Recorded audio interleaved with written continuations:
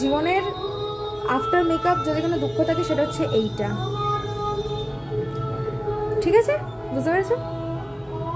একদিকে বাজছে রবীন্দ্রসঙ্গীত, আরেকদিকে গানটা থাকার বললাম। আমি জানি যে এটা শুনলে সবাই মোটামুটি ভাবে গালাগাল করবে, but I am not a pandal hopping person. এখন বাজে হচ্ছে 8টা, আর মা বলছে তোকে আমি আজকে টেনে হিজড়ে বার করবো, তুই পঞ্চমীতে বেরোসনি ঠিক আছে, কিন্তু ষষ্ঠীতে তুই বেরোবি আর আমি তোকে টেনে বার করব। আর মায়ের ওপরে না বলার অধিকার আমার নেই। এই প্যাচ প্যাচে গরমে আমাকে এখন হাঁটতে বেরোতে হবে, ঠিক আছে? সো আমি ব্লগটা করছি, কেন করছি আমি নিজেও জানি না, বাট করছি। যাই হোক, চলো, সবাই ব্লগ করছে আর সবার থেকে আমি ভালো ব্লগ করবো, আই নো দ্যাট। যে ব্লগগুলো চলছে তার থেকে অনেক ভালো ব্লগ আমি আজকে বানাবো। So let's go. কী কী ঠাকুর দেখলাম তোমাদের সাথেও শেয়ার করবো, চলো। So ignore my background and everything. And এখন বাজে হচ্ছে ঘড়ির কাঁটায় 9টা। মা এখনও রেডি হচ্ছে, আমার হয়ে গেছিলো তখন 8:30। মা আমাকে তাড়া দিতে দিতে নিজে 8:35-এ রেডি হতে ঢুকেছে। এখন আমি জানি না কটায় রেডি হবে। বাবাই আমি অ্যাজ ইউজুয়াল রেডি হয়ে গেছি, অ্যাজ ইউজুয়াল। মা বলে তুই কি তাড়াতাড়ি রেডি হয়ে যাস, আমি রেডি হতে পারি না, আমাকে একটু দেখ এই করে। এখন বাড়ির যত গোষ্ঠীর কাজ সেগুলো এখন আমাকে দিয়ে হবে, আমি জানি। আর ভাই তবে কেমন লাগছে একটুখানি বলো, হ্যাঁ লুকটা? ওকে, একদিকে রবীন্দ্রসঙ্গীত বাজছে, আরেকদিকে বাজছে এলো দুর্গা মা। আলাদাই ভাই, আলাদাই চলছে। একদিকে গানগুলো মনে হচ্ছে শুনি, আরেকদিকের গানগুলো হচ্ছে ভাই তুই বন্ধ কর প্লিজ, কেন এরম হচ্ছে যাই না। By the way, this is my look. গরিবের ফোন উইথ গরিবের আয়না, ক্ষমা করে দিও গাইস। মুখ দিয়ে ঘাম হচ্ছে, হ্যাঁ আমার গোটা মুখটাই পায় ভাই ঘামাবার জন্য। আফটার মেকআপ পুরো চোখের তলাগুলো আর গোফ এরিয়া বা দাড়ি এরিয়া যেগুলো, সেগুলো ঘেমে যায় সব থেকে বেশি। সো কেমন লাগছে বলো। সো চলো এবার বেরোবো আমরা। কখন বেরোবো আমি জানি না, কিন্তু হ্যাঁ বেরোবো আমি এইটুকু জানি, কখন বেরোবো জানি না। তো এখন ঘড়ি কাটা হয়েছে 9:24 অ্যান্ড ফাইনালি আমরা বেরোচ্ছি বাড়ি থেকে। ইয়েস, বাড়ি থেকে বেরোচ্ছি। তো চলো যাওয়া যাক। তো বেরিয়েই আমরা চলে গেলাম মধ্য হাওড়া নবরুণ এই ক্লাবটাতে। এই ক্লাবটা খুব সুন্দর ঠাকুরটা করেছে, সাবেকি ঠাকুর। এরপরে আমরা চলে গেছিলাম নেতাজি বালক সংঘ, আমাদের হাওড়ার একদম কি বলবো একটা ফেমাস ক্লাব বলতেই পারো। প্রত্যেক বছর এদের থিম খুব সুন্দর সুন্দর হয়। এবার এদের থিম ছিল পুরনো রাজবাড়ির সাবেকি পুজো, এবং বুঝতেই পারছো একটা পুরনো রাজবাড়ির অরিজিনাল লুক দেওয়ার চেষ্টা করেছে। সামনে থেকে দেখলে বুঝতে পারতে কতটা অরিজিনাল লাগছে জিনিসটা দেখতে। আর এটা হচ্ছে নেতাজি বালক সংঘের এবারে দুর্গা প্রতিমা। পুজোয় এবার হচ্ছে ট্রেন্ডিং হচ্ছে অরুণ আইসক্রিম, ঠিক আছে? আমি খাচ্ছি, আর্ধেকটা খেয়ে ফেলেছি। আমি এই অরুণ আইসক্রিমটা কিনেছি, অরুণ আইসক্রিম, ঠিক আছে?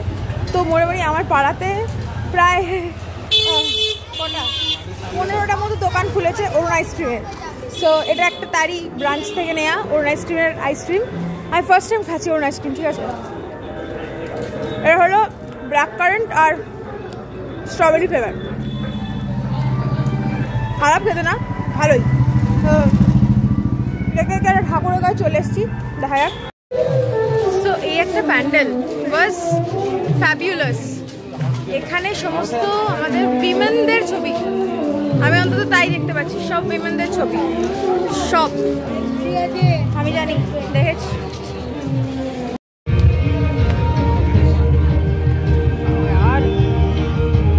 অসাধারণ।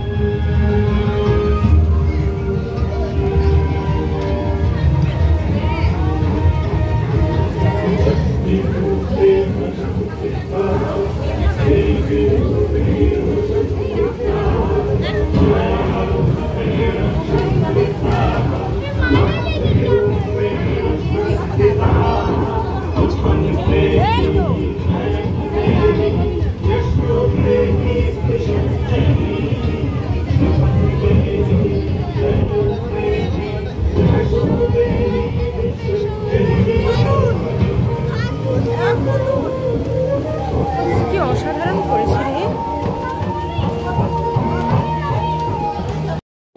মহিষাসুর এখানে ঠাকুর মা সরস্বতী ঢেকে দিয়েছে। এটা মা সরস্বতী, মা ধ্যানে বসেছেন, ওদিকে মা লক্ষ্মী, আর ওই সাইডে গণেশ। দাদু একটু মা সরস্বতীকে দেখবো। হ্যাঁ বাহ,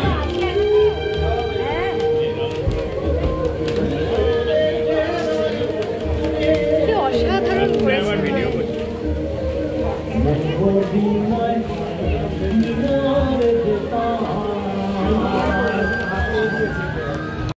হলো নবীন সংঘের এই বছরের মা দুর্গার প্রতিমা। আসুন আমরা মণ্ডপ সজ্জার মধ্য দিয়ে এআইকে অনুভব করি। এদের থিম এআই। আচ্ছা, গুড। বর্ষা গেল, শরৎ এলো, আকাশটা মেঘ পড়ে, নিরুদ্দেশে যাচ্ছে ভেসে শুভ্র মেঘের পড়ে। বললে শরৎ, শুনবে সবাই, মেঘকে দিলাম ছুটি, বই তোলা থাক, আমরা এবার পুজোর মজায় লুটি। শরৎ মানে দুর্গা পূজা, আগমন শুরু, ছোট বড় সবার মনে খুশিতে ভরপুর। ঝড়ে পড়লে সাধন বাংলাদেশ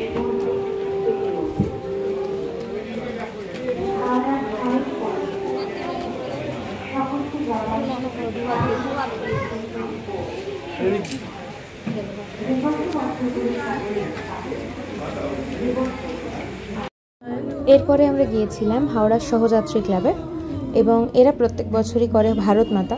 এদের একটা ভারত মাতার নিজস্ব মূর্তি রয়েছে, কিন্তু এটা এবছর দুর্গাপুজোর স্পেশাল মূর্তি। আপনারা দেখতেই পাচ্ছেন কি অপরূপ সুন্দর মায়ের মূর্তি। এরপরে আপনাদের সামনে আমি বেশ কয়েকটি ঠাকুরের ছবি রাখলাম, যেগুলো কারোর বাড়ির দালানের বা উঠোনের বা কারুর ক্ষেত্রে তাদের নিজস্ব ক্লাবের একতলার ঘরে, যেগুলো বারোয়ারি পুজো বা সার্বজনীন দুর্গাপুজো, যেগুলোর কোনো থিম নেই, শুধু মায়ের প্রতিমাটাই সুন্দর করে তৈরি করেছে, সেগুলো হচ্ছে সেই এক চালার ঠাকুরের পুজো আর কি। তো এই ছিল সব মিলিয়ে আমার ষষ্ঠীতে দেখা দুর্গা প্রতিমা। তো ফাইনালি এই প্যান্ডেলে এসে আমাদের আজকের মোটামুটি ষষ্ঠীর শর্টেড হলো, ঠিক আছে, ষষ্ঠীর শর্টেড, ঠিক আছে। এখন বাজে হচ্ছে রাত্রি 11টা 11 মাই গড। সো যাই হোক, কালকে যাই না কি প্ল্যান, হয়তো বেরোবে টেনে হিসেবে, আমাকে আবারও বার করবে। এরপরে আমাকে যারা গালাগালিটা দিয়ে দেবেন, হ্যাঁ বেরোবে না আবার ঢং, পুজোর সময় বেরোবে না, বাঙালি নাকি বেরোবে না। না না, আমি সত্যি বেরোতে পছন্দ করি না। নেহাত বাড়ি থেকে টানটানি করলো, তাই বেরোলাম, এই আর কি। সে চলো, টাটা, গুড নাইট।